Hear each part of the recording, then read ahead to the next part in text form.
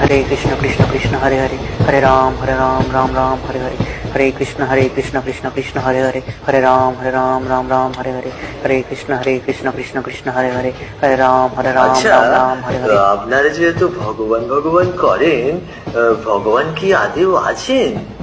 ভগবানকে দেখেছেন কখনো? ভালোই প্রশ্ন করেছেন। তা আপনার কি মনে হয়? আমি তো বিশ্বাস করি না ভগবান আছেন বলে। কেননা বিজ্ঞান বলে যে সমস্ত সৃষ্টি এমনিতেই হয়েছে বিস্ফোরণের কারণে, আর পৃথিবীও আপনা আপনি চলছে।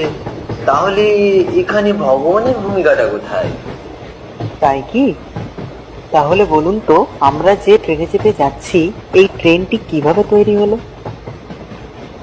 কেন কারখানাতে বিজ্ঞানীরা ও শ্রমিকেরা বানিয়েছেন? ও মা, কেন? বিজ্ঞানীদের কেন এই ট্রেনটি বানাতে হবে? সবকিছু তো আপনা আপনি তৈরি হয়েছে, তাই না? এই ট্রেনটিও আপনা আপনি তৈরি হয়েছে, কেউ তো বানায়নি। এটা কি করে সম্ভব? ট্রেন তো কেউ না কেউ বানিয়েছে, কেউ না বানালে ট্রেন তো তৈরি হতো না। আপনি কি মজা করছেন আমার সাথে? হা হা হা হা। ভালোই বলেছেন, আমি মজাই করছি।